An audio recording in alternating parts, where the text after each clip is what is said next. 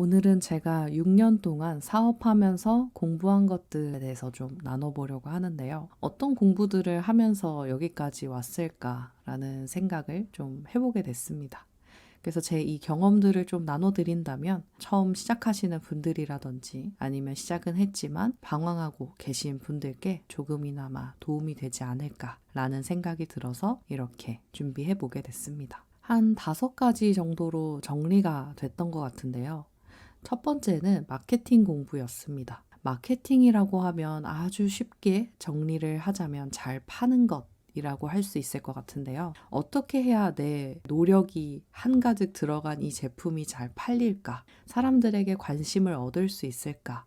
라는 생각에서 이어져서 이 마케팅 공부를 했던 것 같습니다. 마케팅 공부를 할 때 도움이 되었던 것들을 좀 떠올려 보자면 마케팅만 사실 딱 떼놓고 공부해 본 적은 크게 없는 것 같아요.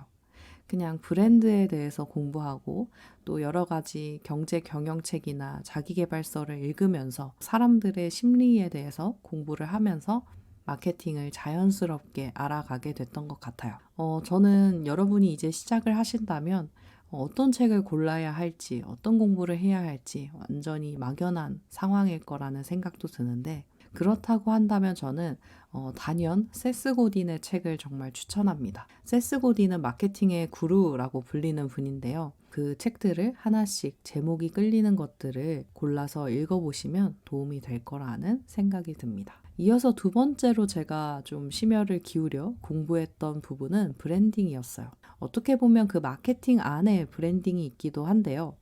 요즘은 이 브랜딩이란 단어가 따로 떼어져서 하나의 어떤 카테고리가 될 정도로 관심을 많이 받고 있는 분야이기도 합니다. 저는 이 공방을 그냥 비즈니스, 그냥 장사 정도로만 생각하고 시작하지 않았기 때문에 나의 색깔이 한가득 묻어있는 내 메시지를 전하는 그런 브랜드가 되었으면 좋겠다라는 생각이 항상 있었어요.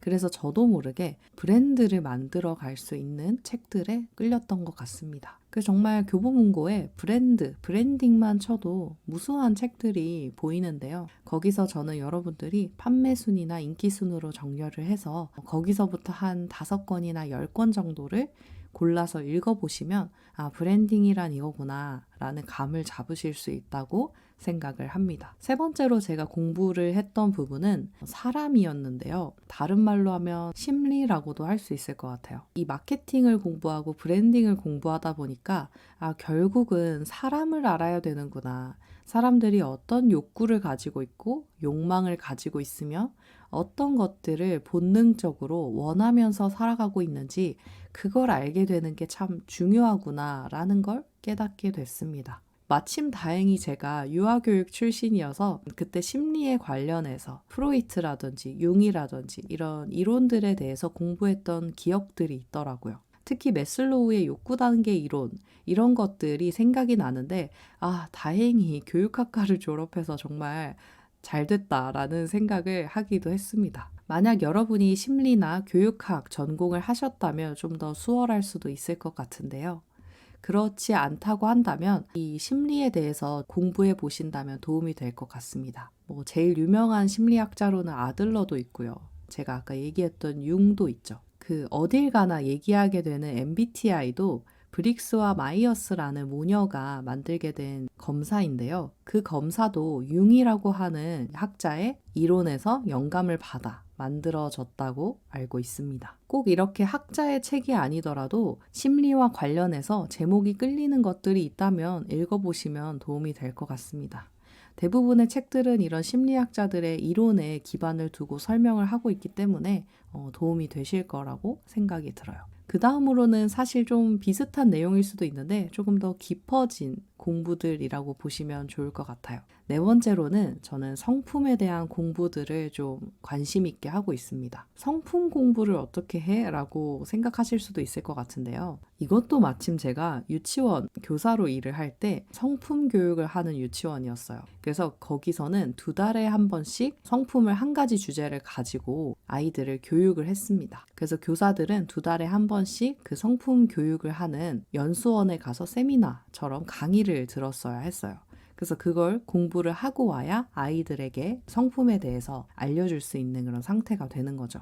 그때 배웠던 성품들이 뭐 감사, 책임감, 긍정적인 태도, 정직, 뭐 이런 것들이 있었습니다. 그래서 이 성품 교육이 너무 좋아서 우리 아이가 태어난다고 한다면 꼭 이런 유치원에 보내고 싶다 라는 생각을 했었고요. 저는 그때 공부하면서 이게 아이들에게도 너무 필요하지만 어른들에게도 너무 필요한 교육이다 라는 생각을 했어요.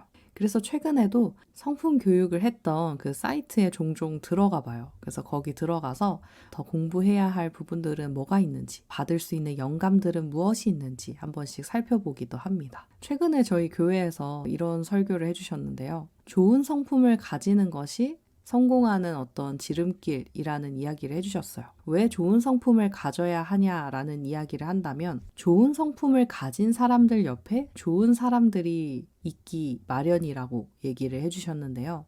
너무 공감이 됐습니다. 저도 다시 성품에 대해서 생각해보게 된 시간이었는데요. 내 곁에 좋은 사람들을 남기고 또 거기서 받는 시너지로 좋은 일을 할 수 있고 좋은 영향력을 만들어낼 수 있는 어떤 계기가 되어주는 거구나 라는 생각이 들더라고요. 그리고 정말 좋은 성품을 가지고 있으면 불안하거나 두렵거나 조급하거나 또 갑자기 분노하거나 이런 일들도 줄어들다 보니까 삶이 굉장히 여유롭고 평안해지겠다라는 생각도 이어서 들더라고요. 마지막으로 제가 계속 공부하고 있는 부분은 자아에 대한 부분입니다. 저는 이 공부를 코칭을 통해서 정말 깊게 들어가고 있는데요. 처음에는 내 자신에 대해서 알아가고 공부한다라는 것에 대해 좀 부정적인 생각을 갖고 있었습니다. 나에 대해서 어느 정도만 알면 됐지 너무 깊게 알려고 하는 건 어쩌면 하나님에 대한 도전일지도 모른다라는 생각을 좀 했던 것 같아요. 근데 제가 참 저번 영상에서도 얘기했었지만 제 자신을 사랑하는 건강한 방법을 알지 못해서 그런 생각도 했던 것 같더라고요. 제가 제 자신을 사랑하는 건강한 방법을 좀 깨닫고 나니까 제 스스로에 대해 알고 또 사랑해주고 제 내면의 목소리를 잘 주의 깊게 듣는 게 얼마나 중요한 건지를 좀 요새 체감하는 중입니다. 많은 불안함과 두려움이 외부의 자극이라고 생각했는데 사실은 제 안에서 끊임없이 일어나는 생각 때문이더라고요. 그래서 이걸 알아차리는 것만으로도 많은 부분이 해결이 되고 또 해소가 되고 상황은 똑같을지라도 걱정들이 많이 내려놓아지는 것을 경험을 하면서 자아를 아는 것이 너무 중요하다라는 생각을 하는 요즘입니다. 그래서 저는 사업을 하는 분들께는 이 5가지, 마케팅, 브랜딩, 그리고 사람 공부, 성품, 자아, 이런 것들에 대해서 공부하는 것이 너무 중요하다라고 생각을 합니다. 이 공부들은 사실 진짜 끝이 없는 공부인 것 같아요. 그리고 시간도 참 많이 들고요. 이론만 알아서 되는 공부도 아니기도 합니다. 다 부딪혀보고 경험해봐야지 그 이론에서 얘기한 게 이런 거였구나 라고 되는 지점들이 참 많더라고요. 이상하게 저는 참 이런 공부들이 재밌는 것 같습니다. 뭔가 답이 딱딱 떨어지는 것들보다는 이렇게 끝없이 배울 수 있다, 끝없이 깊어질 수 있다, 이런 것들이 참 매력적이라는 생각이 들더라고요. 물론 저도 살면서 정답이 있는 것을 요구할 때가 참 많습니다. 그게 쉽고 마음이 편하니까요. 근데 그렇게 정답이 있으면 더 깊어지기는 쉽지는 않더라고요. 그래서 이런 생각을 하면서 내가 선택한 이 사업이라는 거, 공방이라는 거 정말 끝없이 공부하고 끝없이 깊어지는 어떤 분야구나 라는 생각을 하면서 자꾸 정답을 찾으려는 마음이 들 때마다 정답을 찾으려는 게 아니라 또 한 번 깊어질 수 있는 계기구나 라고 마음을 다잡아 보기로 결심을 했습니다. 그래서 오늘의 이야기가 혹시나 공방을 하려고 하시거나 브랜드를 하고자 하시는 분들께 어떤 공부를 해야 좋을까라는 고민을 한다면 이 이야기가 좀 도움이 됐으면 좋겠습니다.